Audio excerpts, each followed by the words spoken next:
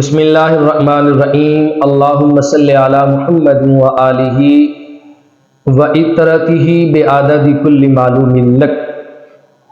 سامعین محتشم، انبیاء علیہ السلام کو جو خواب آتے ہیں وہ تین قسم کے خواب ہوتے ہیں۔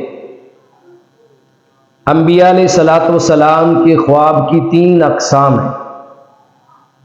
نمبر ایک، نبی نے خواب دیکھا ہے، جیسا نبی نے خواب میں دیکھا ہے بعینہ بعد میں ویسے ہی واقعہ ہو جائے۔ ایک قسم کا خواب یہ ہے۔ اس کی مثال جیسے حضور علیہ السلام نے مدینہ طیبہ کے اندر خواب دیکھا کہ میں اپنے اصحاب کو اپنے ساتھ لے کر مکہ المکرمہ جا رہا ہوں۔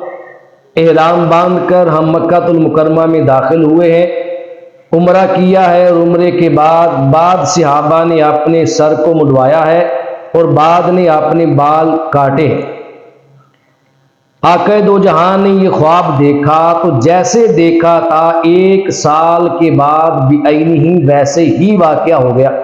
حضور اپنے صحابہ کو لے کر گئے، عمرہ ادا کیا، بعد صحابہ نے سر مڈوایا اور بعد نے بال کٹوائے، تو حضور علیہ السلام کا خواب جیسے دیکھا تھا ویسے ہی واقعہ ہو گیا۔ یہ خواب کی ایک قسم ہے۔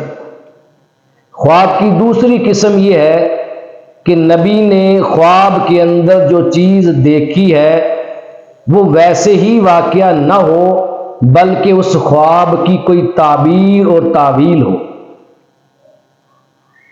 جیسے حضرت یوسف علیہ السلام نے بچپن کے اندر خواب دیکھا تھا، انی رأیت احد عشر کوکبا والشمس والقمر رأیتہم لی ساجدین۔ یوسف علیہ السلام نے فرمایا کہ میں نے 11 ستاروں کو دیکھا ہے، ایک چاند اور ایک سورج کو دیکھا ہے کہ یہ میری بارگاہ میں مجھے سجدہ کر رہے ہیں۔ یہ خواب دیکھا تھا، ویسے ہی خواب واقعہ نہیں ہوا، کئی سالوں کے بعد جا کر اس خواب کی تعبیر پوری ہوئی۔ پھر آپ کے بھائیوں نے اور آپ کے والدین نے یوسف علیہ السلام کی بارگاہ میں سجدہ کیا، 22 ستارے ہوئے اور والدین چاند اور سورج بنے۔